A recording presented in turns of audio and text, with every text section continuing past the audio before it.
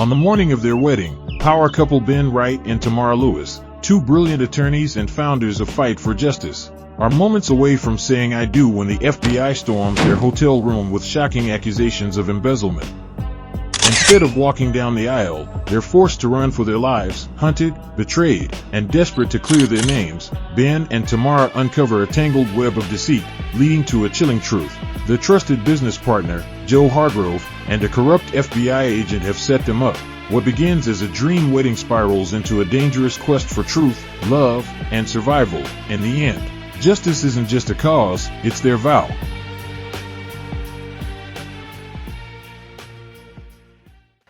Thank you for joining Storytime with Tanya for this new legal drama called Vows of Innocence.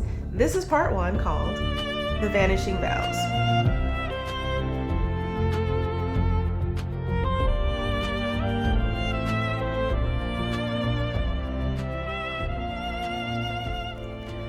The notes of canon stuttered across her highest string as the violinist's arm fell limp when the wedding planner flung open the heavy double doors.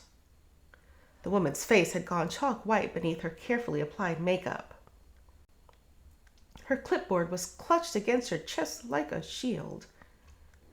The last vibrating note faded into a silence so complete you could hear the rustle of silk dresses as guests shifted uncomfortably in their white ribbon chairs. Even the ceiling fans seemed to pause their lazy circles overhead. 200 guests sat beneath a leafy canopy of wisteria and ivy, their gowns and tuxedos gleaming in the late morning sun. They stared in silence as the pristine white runners strewn with trembling petals, each one lifted by a soft breeze into a ghostly dance. Somewhere overhead, lanterns swayed on golden chains. The wedding planner, cheeks pale and hands quivering, lifted the microphone to her lips. I'm just so sorry, everyone. The ceremony is postponed. Her words hung in the warm air as ripples of gasp and whispers and whispered confusion rolled through the assembly. Tamara's mother clenched her husband's arm so hard her knuckles turned white. "Where are they?" she whispered, voice raw with panic.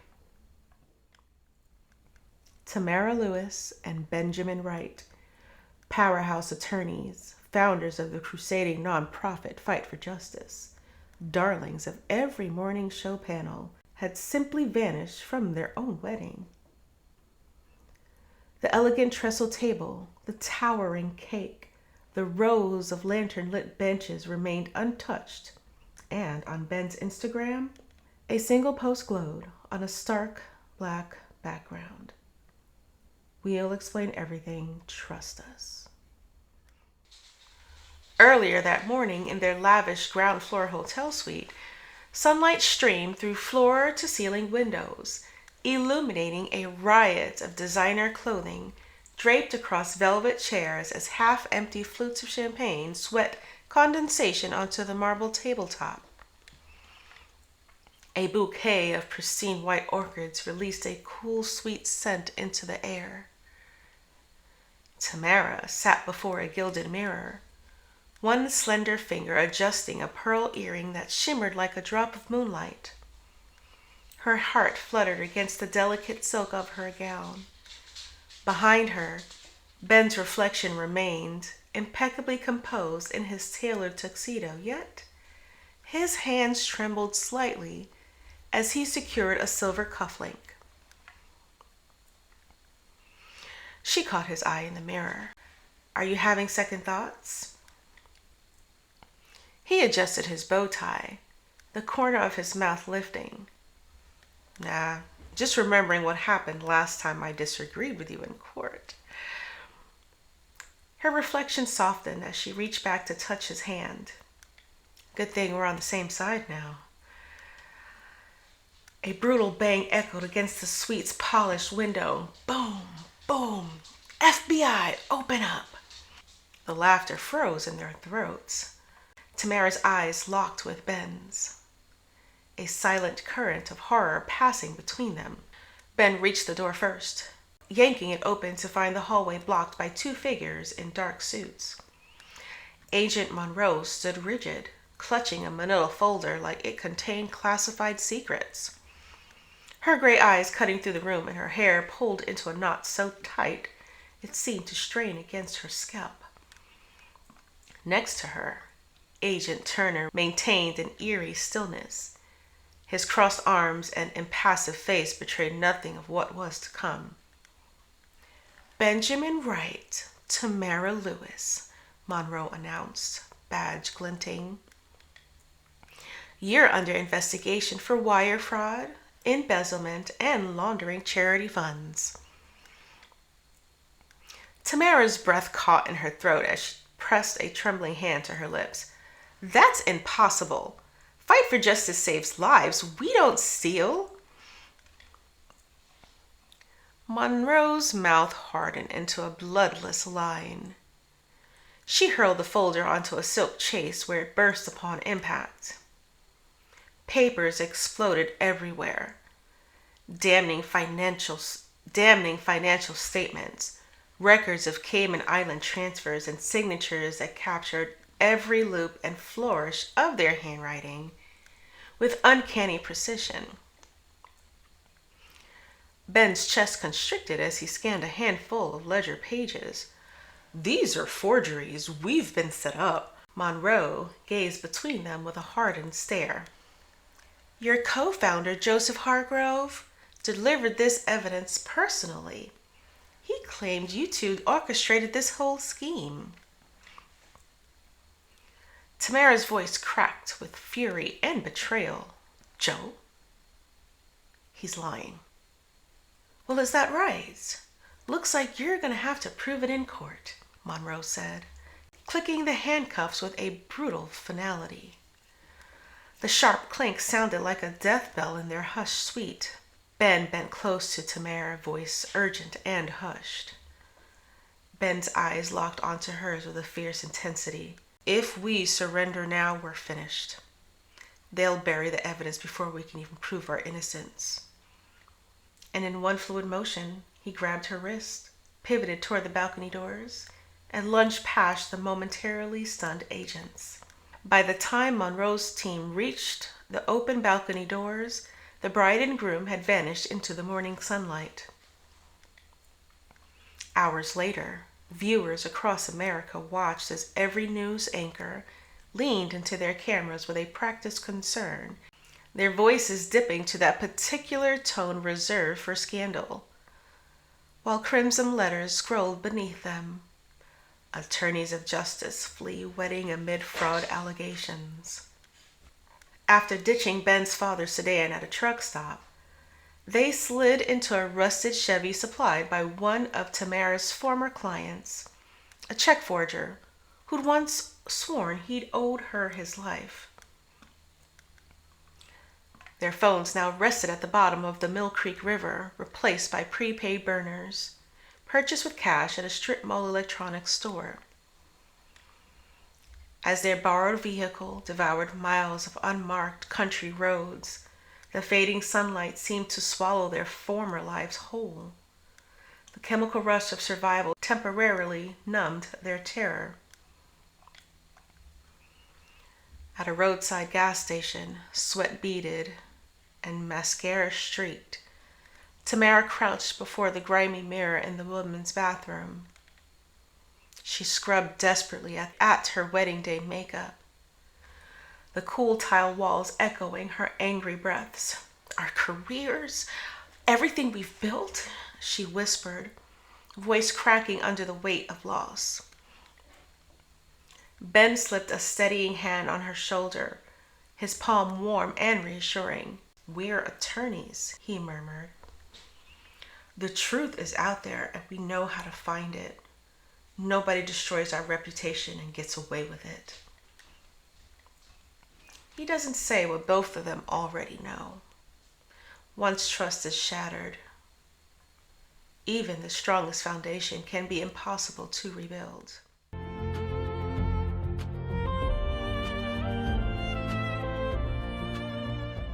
By the time their rusted Chevy ground to a halt in Richmond, the sun had slipped beyond the horizon, leaving the warehouse district cloaked in shadow and flickering neon.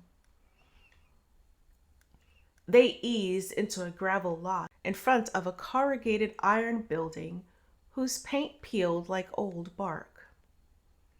A single door, stained and dented, waited under a bruised purple glow, and when Sloane Vega opened it, the neon light danced across her half-shaved head and illuminated a grin as sharp as broken glass as her electric blue eyes caught every flicker.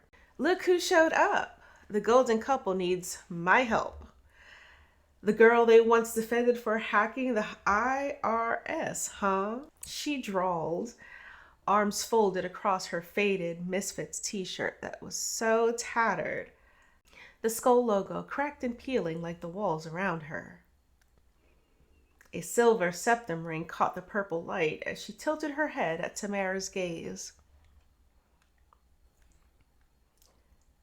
Tamara's amber eyes did not waver, though her knuckles whitened around the strap of her designer handbag. Someone's framed us. We need every scrap of dirt you can dig up. A moment of calculation passed between them before Sloane's pierced eyebrow arched. She nodded and stepped back, combat boots scraping against the concrete floor as she gestured them into the darkness beyond. Tamara disappeared into the back room, collapsing onto a threadbare futon with her arm flung over her eyes. Sloane hunched before 3 glowing monitors, her chipped black nails a blur across mechanical keyboard keys that clacked like distant gunfire in the dim warehouse. Ben prowled the cramped kitchenette, desperate to quiet his racing mind with the ritual of cooking, pulling out dented cans of tomatoes and bags of rice with cupboards that smelled of dust and neglect. The sharp scent of cayenne and garlic soon battled with the electronic tang of overheating equipment. An hour later, Sloane's pierced lips pressed into a thin line as she sat back, the blue screen light casting shadows beneath her eyes. They buried this deep. Military-grade encryption with false trails everywhere. But there's a repeating IP signature hiding in the code. It's linked to JH Consulting. Ben's knuckle went white around the plastic spoon as the jambalaya bubbled and popped like small explosions in the cast iron pot. Joe Hargrove. 6 months ago, Joe had clinked glasses with them at the Fairmont Ballroom, his tuxedo impeccable against the backdrop of wealth and philanthropy. "Here's to us," he said, champagne catching light from overhead crystals. "The 3 who make the impossible possible."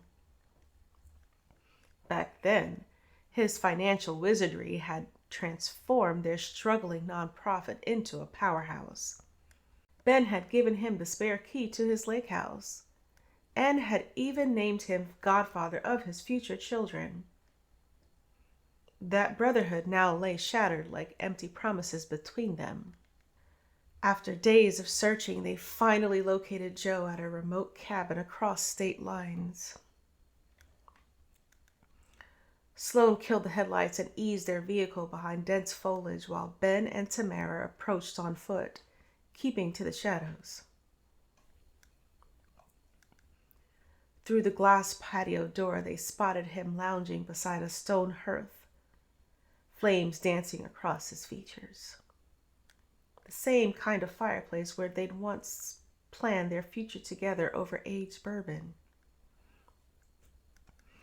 Ben felt the cold metal of a pistol against his palm as Tamara swallowed hard, remembering Joe's eloquent speech the night Ben had proposed.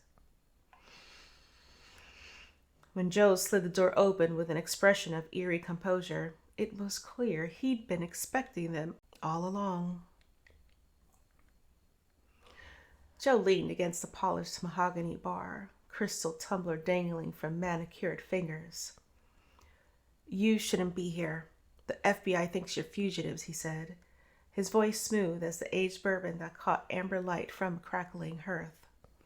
Ben stepped forward, shoulder brushing the heavy velvet curtains as he pushed past Joe into the room that smelled of cedar. "Cut the act," he said through clenched teeth, jaw muscles twitching beneath 3 days of stubble. "We know you forged those transfers." Joe ran a hand through his hair that shimmered like burnished copper in the firelight, his Italian loafers silent on the Persian rug as he turned and walked behind the leather wingback chair. "I didn't have a choice. I was forced." "By who?" Tamara's voice snapped as she stood in the doorway, her silk blouse clinging to her back with cold sweat, her eyes darting between the 2 men who had once shared cigars on their porch. "Agent Monroe," he whispered, leaning forward until his gold cufflinks caught the firelight. "Her brother was one of the men the charity convicted last year. She's been waiting to destroy you, using my past mistakes as leverage." Tamara's heart pounded against her ribs like a trapped bird. "Joe, then help us clear our names." Joe's eyes flickered to the staircase as a floorboard creaked above, the sound splitting the tense silence like a gunshot. Ben hissed, fingers instinctively reaching for the weapon concealed beneath his jacket. "Is there anyone else in the house?" Joe's face paled to the color of bone china. "No." "Get out! Monroe's private task force is here." Sloane's voice crackled through Tamara's earpiece, static cutting through her warning like a distant thunder. Moments later, bullets hammered the lake house, punching fist-sized holes through the cedar walls. Crystal decanters exploded on the bar, spraying bourbon that caught fire in the hearth's embers. Glass vaporized into jagged rain as Tamara dove behind a burgundy velvet couch, her silk blouse tearing at the shoulder. Ben yanked Joe down by his cashmere sweater as 3 masked men in tactical gear poured through the splintered front doorway, their dark silhouettes swallowing the firelight. The scared trio crawled military style through a weather-beaten side door into a tangle of honeysuckle and blackberry thorns that clawed at their skin. Once clear, they sprinted through knee-high ferns, feet sinking into rain-softened earth. Branches snapped against their faces, and each shot echoed like thunder across the still lake surface. Joe suddenly gasped in pain and stumbled, blood blossoming across his cotton shirt like a ghostly watercolor. "She's not who you think. Check the Omega files," he gasped. Joe slumped to the ground after one more single shot drilled through the night. Ben and Tamara fled through the darkness until sunrise broke the horizon, each ragged breath a reminder they were still alive while Joe was not. The weight of his final words pressed down on them, more suffocating than the heavy morning air. Tamara's lungs seared with each gasp as prayers for Joe and Sloane tumbled through her consciousness. Guilt and fragile hope traded places with every painful heartbeat.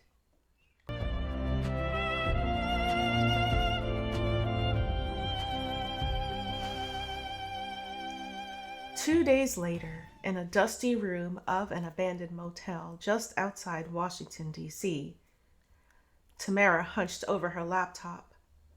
The peeling motel sign beyond the grimy window cast a sickly yellow glow across faded green wallpaper. Her fingers hovered above the keyboard as she whispered, "The Omega files." Sloane's message had arrived the previous night, encrypted code beneath 5 simple words. "What you feared is confirmed." At dawn, a soft knock had drawn Tamara to their hotel room door. No one was there. Just a single thumb drive on the carpet. Now, as she bypassed the final security prompt, her screen erupted with incriminating files, their contents casting an accusatory blue glow across her face. The drive contained their organization's greatest triumphs, now corrupted beyond recognition. Trial transcripts bore invisible fingerprints where crucial testimony had vanished. Financial records showed phantom donations appearing from shell companies that did not exist. Billing statements revealed hours manipulated to conceal meetings that never happened. Behind each falsified document stood a single name, repeated like a signature: Monroe. Monroe had been quietly sabotaging their most cherished cases, twisting every verdict to suit her dark purpose. Ben stormed across the room, his shadow stretching across the threadbare carpet. He slammed his fist against the cracked plaster. She's not avenging her brother. She's rewriting history to destroy everything we ever fought for. Tamara's jaw set.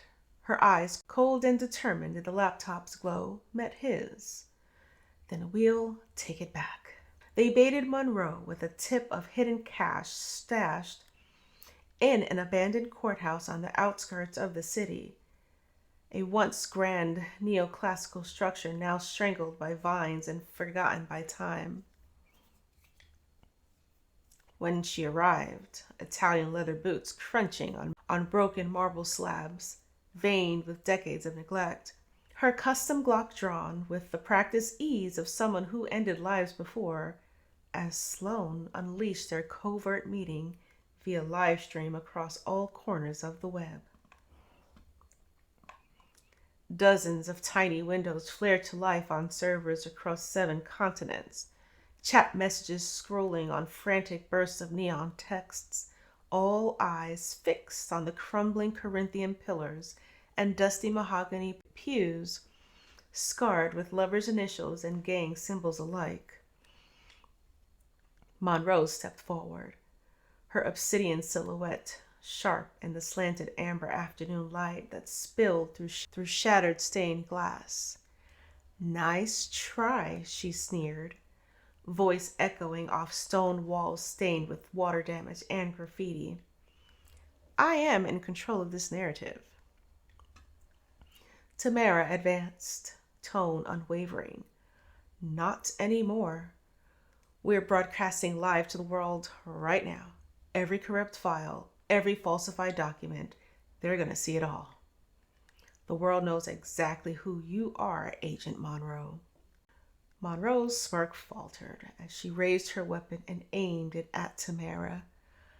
"You ruined my family.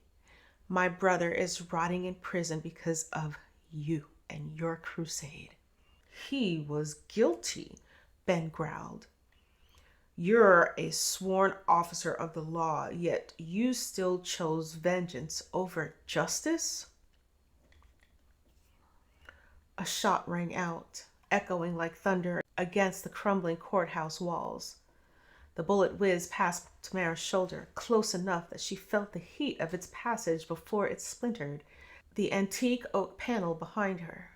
She ducked, her silk blouse catching on a jagged piece of broken pew as she lunged at Monroe with outstretched fingers. Adrenaline surged through her veins like liquid electricity as Ben dove forward in a blur of determined movement, his knuckles whitening as he yanked the still-warm gun from Monroe's manicured grip. The 2 women crashed to the marble floor, sending decades of dust billowing upward, their limbs tangled in a frantic dance of elbows and knees. Monroe's Italian leather boots scraping desperately against the floor as Tamara fought for leverage. Ben secured the weapon with trembling hands as dust motes swirled in the violent storm of their struggle. Tamara's fist connected with Monroe's solar plexus with a sharp gut punch, driving the air from her lungs. As Monroe doubled over, gasping, Tamara seized the advantage, wrenching her opponent's arms behind her back in one fluid motion. "It's over," she declared, her voice steady despite her ragged breathing. Before Monroe could react, sirens wailed like banshees outside the crumbling courthouse. FBI agents in midnight blue tactical vests burst through the weathered oak doors, their polished blocks catching the dusty shafts of afternoon light. Sloan had transmitted sealed affidavits and digital forensics, thousands of incriminating gigabytes straight to Washington HQ an hour ago, along with GPS coordinates pinpointing their dramatic showdown. Monroe's porcelain complexion drained to alabaster as handcuffs bit into her wrists with a decisive click.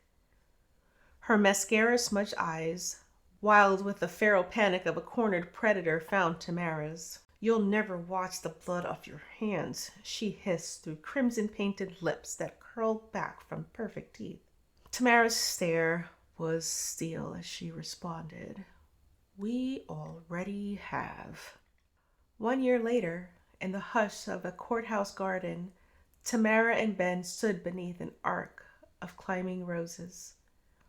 Early morning dew clung to petals, and sunlight danced on the marble fountain.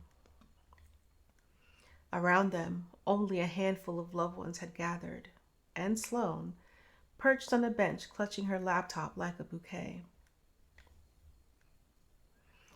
Their charity, once sullied, now thrived again.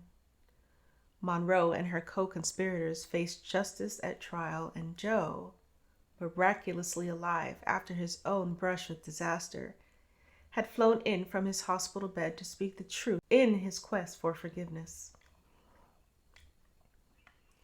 Tamara took Ben's hands as they proclaimed their vows, voice soft yet strong through the breeze. Through love, justice, and mercy. Ben smiled, warmth rippling through his eyes, and through faith, truth, and fire. They sealed their vows with a kiss beneath the morning sun. Two lawyers who had nearly lost everything, now reborn in the very cause they championed. They were neither fugitive nor legendary heroes, just two people who had fought to reclaim their way for each other and won. The end. Thank you for joining Storytime with Tanya for this 3-part story called Vows of Innocence.